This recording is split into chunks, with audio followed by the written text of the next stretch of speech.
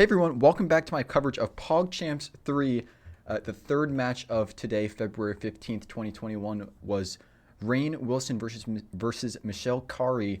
And just looking at the ratings here, it looks like Rainn is going to be a huge favorite, but we just have to see how the players will play. So let's get right into the game. Rainn had the white pieces. He started with e4. Michelle responded with c5, the Sicilian defense. Knight f3, going for an open Sicilian, and knight c6, just playing the main line. And here Rainn plays b3.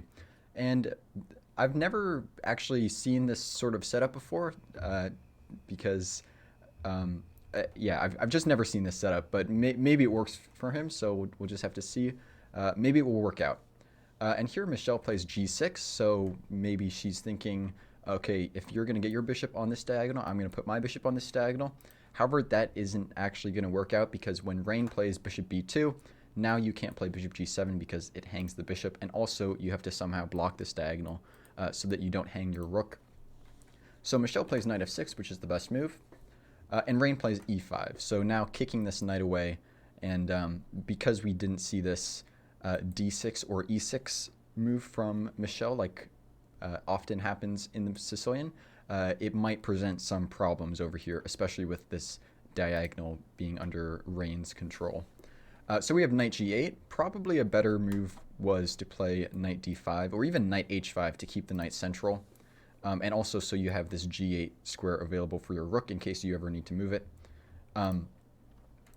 But Michelle plays knight g8. And Rainn here plays e6, which is a very nice, tricky move, which the idea is it's a discovered attack on the rook from the bishop, and also you're threatening to play e takes f7 check, which will stop black from castling. So here you can play f6, or you can play knight f6 and sort of do a manual castle.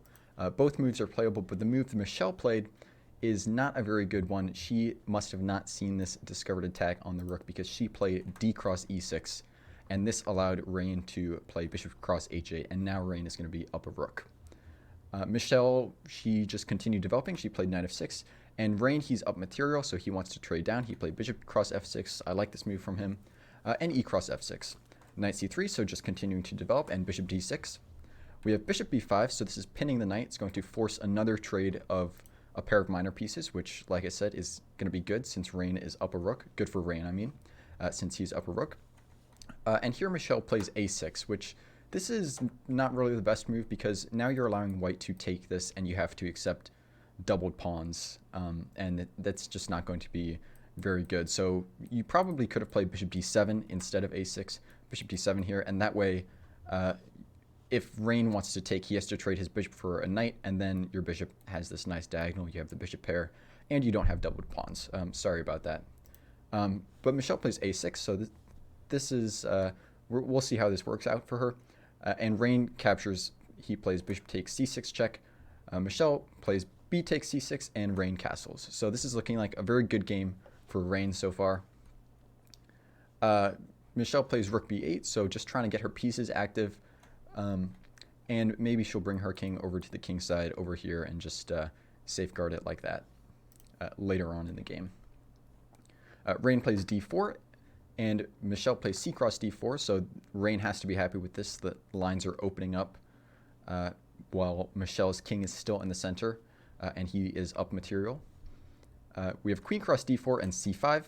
We have queen h4 kind of attacking this weak h pawn, so Michelle defensive. She plays h5, which is good. And Rainn brings another piece into the game with rook a to d1. We have queen a5, which is not a very good move because this queen here was defending this f6 pawn, and so now you're allowing you're allowing white to take this pawn for free. So we have queen cross f6 and bishop e7, but this attack doesn't really do anything. In fact, white here can even play queen h8 check, and black only has one legal move. They have to move the bishop once again. Rainn brings his queen back to e5, so this is just attacking this rook here. And Michelle does not move this rook. Not only does she not move this rook, but she plays an even worse move than just some random move. She plays queen takes a2, which is not a very good move because it hangs your queen. The a2 pawn was defended by the knight on c3. So Instead of going for this rook, like I'm sure Rainn was hoping, he got an even better present, which was the queen, and he accepted with knight cross a2. So now Rainn is up a queen and a rook, so hopefully this is going to be a very easy win for him. We have rook b6, queen c7, rook d6, and queen cross c8 check. So there wasn't really much you could do because two of black's pieces were attacked, but this position is already very lost for black anyway.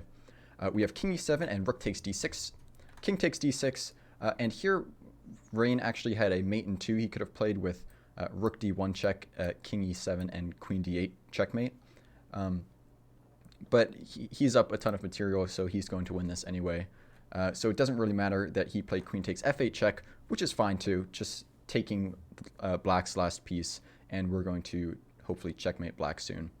We have king c6 and rook d1, activating this rook, which is going to assist the queen in delivering checkmate later on. We have a5 and c4, king b6, rook d6 check, king c7, queen e7 check, and now we have this nice ladder mate. So after king c8, rook d8 is checkmate. So the first game goes to Rainn, as the ratings would have predicted. So we'll see what happens in the next game. Rainn will have black, and maybe Michelle will take us to an Armageddon game, but it's going to be a huge upset. So we'll just have to see what happens.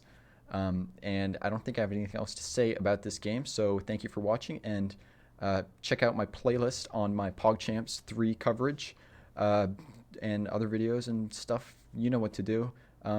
Thank you for watching. See you next time.